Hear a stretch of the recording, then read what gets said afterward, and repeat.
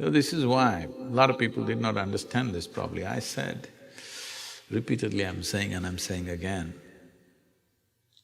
see, you are not a tiger, nor are you a panda. I'm saying you are not an endangered species. It is not compulsory that all of you should reproduce. There is no such thing. Those who think they want to have children and dedicate a certain amount of… considerable amount of time to raise another human being who will be better than them, they should do it, because after all, human generations need to happen. But it's not compulsory that everybody must have a child. So, here we are.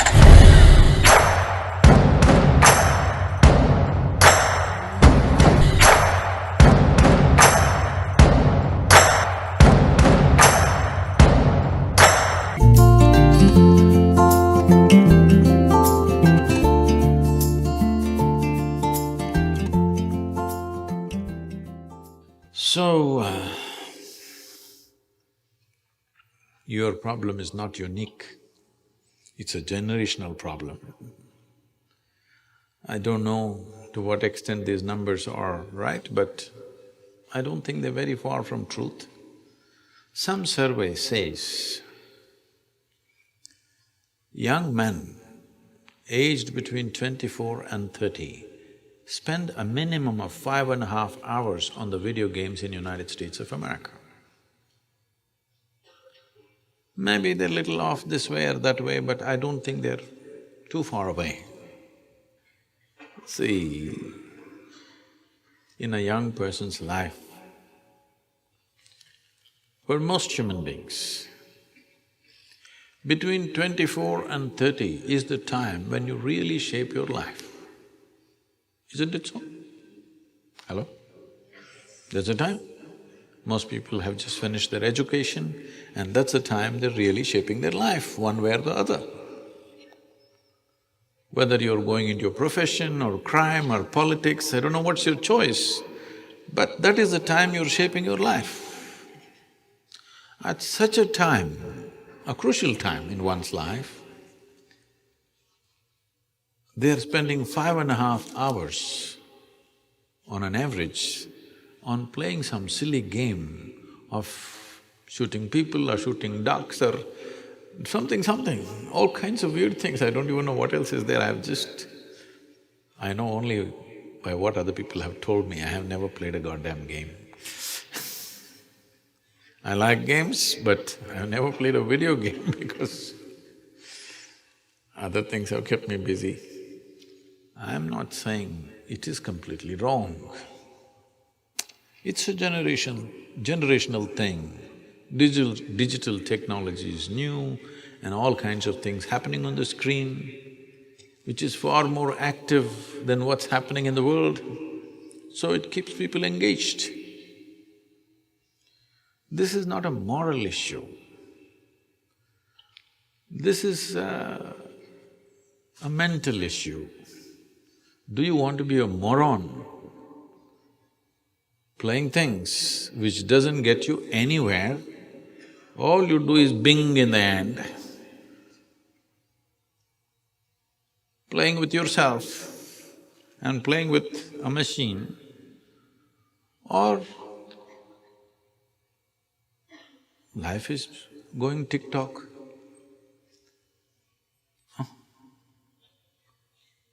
Life is going tick-tock. 24 to 30 years of age is the time when you have to decide which way you're going to fall in this life, isn't it, in many ways? For me, at 25, significant things happened So this is not about making something wrong, that's not the point.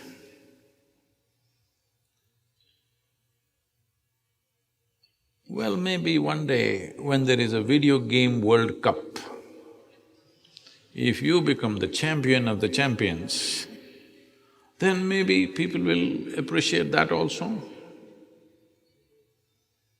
But I must tell you this, I know a family, they had two sons.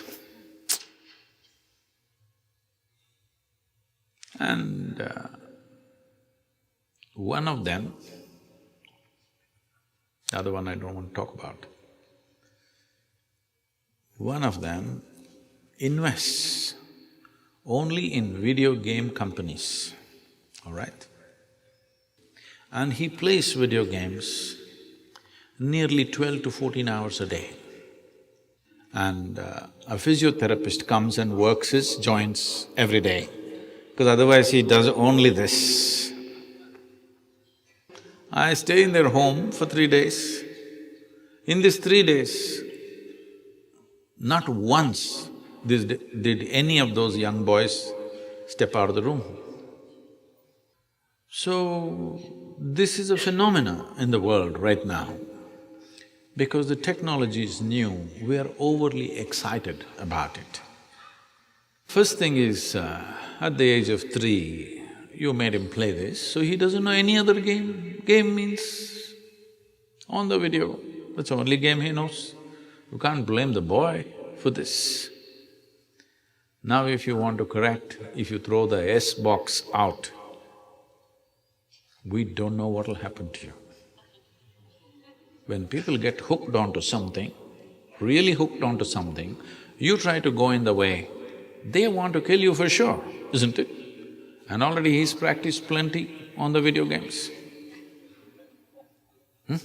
He's practiced plenty. So don't try throwing the S box out.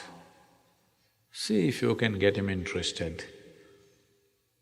Put him in a trekking program or a mountain climbing program, something where it demands physical and mental attention.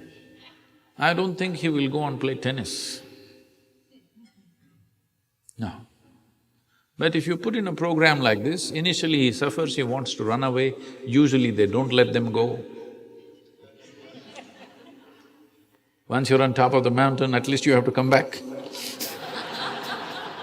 There is no this to come back, you have to walk down. It may change his perspective. Or he may resign himself completely to video games because this demands so much pain and stuff, you know. Climbing a mountain is not it's a joy, but it's not… it's a lot of pain too. It's a great joy, but it's a lot of pain. Every time, every year, when I do this Kailash trek in Nepal and Himalayas, in Tibet when we trek, I always think, enough, I've done enough of these things. Because going through the treacherous terrain, most incredible terrain, your eyes think so, your mind thinks so, but your legs, they don't agree. Your legs and sometimes your lungs, both of them don't agree that this is an incredible place. So, for all you know, if you put him through that, he may never again come out of a video game, or he may, because he knows so much shooting. Maybe he should join the army. Yeah, possibly. You want to shoot, you must at least be in the army because at least you're shooting for a cause. Otherwise, you may start shooting on the street.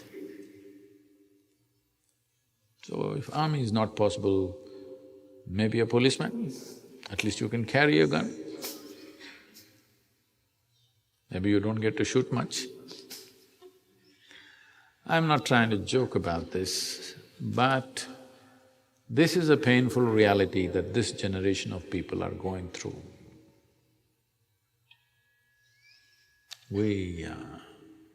If we have children like that at home, there's nothing to blame them for.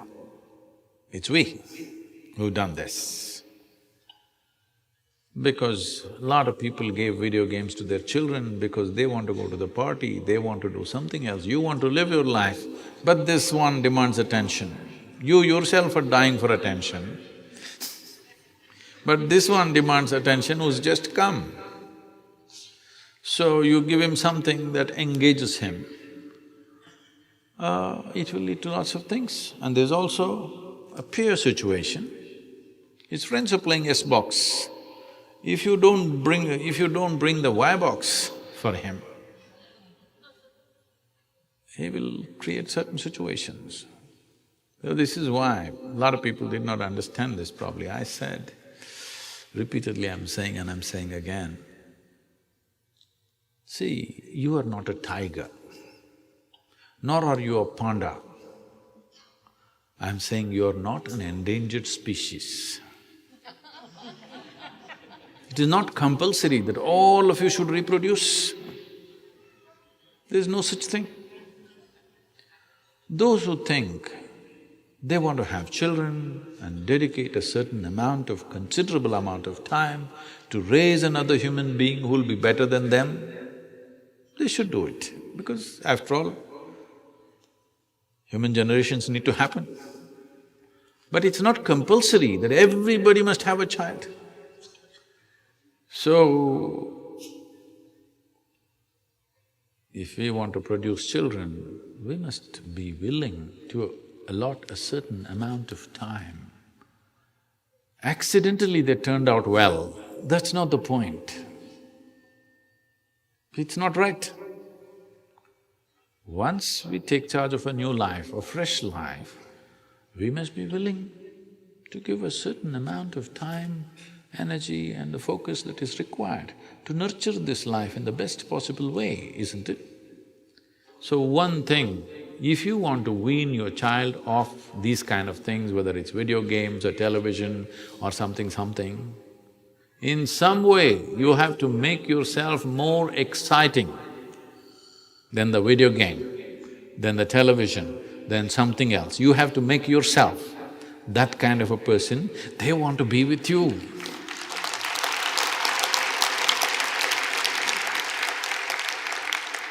So, you can't… a child is not a machine. You can't switch it one way tomorrow morning. So video games to enjoying the rainbow, it's not going to work like that. It's a constant cultivation. Constant cultivation every day, every day, every day. It may work. There's no guarantee it will work. Hello? Those of you who raise children, you know, it may work. There is no such thing as it will work. There's no such thing. If you pay enough attention, it will yield good results. Otherwise, we don't know, because you're not the only one paying attention to them. There are so many others who are also paying attention, and they may be more impressive than you. Yes, somebody on the street corner may be far more impressive than you and they may influence them much more than you. Yes. So, oh Sadhguru, I just asked you about the video games. Now you tell me I made the mistake of bearing a child. I'm not saying that. All I'm saying is, this is the consequence of handling a living being, including yourself. If you tend to it properly every day, it will turn out to be something. If you think once in 12 years you can attend to it, then it's only by accident. When something turns out well or bad, by accident, you will remain in extreme anxiety even if it turns out well, because it's by accident. You must understand it's not about fixing your child's life, it's about fixing this life. If this is fixed, this will create the right ambience where the child grows up. It is substantially proved that In the making of life, for most human beings, over 80% of their life is determined by what they're exposed to rather than the genetics. So, you have the 20% already in your hands, genetics. Another 80% is there. Of course, children go to school, of course they play on the street, but you must keep your percentage over 50% at least, isn't it? Because you have the advantage of 20% genetics, and till they're 12, 15, at least you have some control over their life. So your share of influence must be at least 60–70%, isn't it so?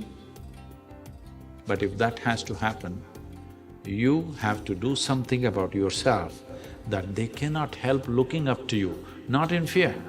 If they look up to you in fear, aversion will come. Once they find their feet, they will teach you another lesson. Not in fear, but they look up to you because they think you're fantastic. So you have to do some circus to prove that you're fantastic. That they start looking up to you in such a way that they will allow you to influence them.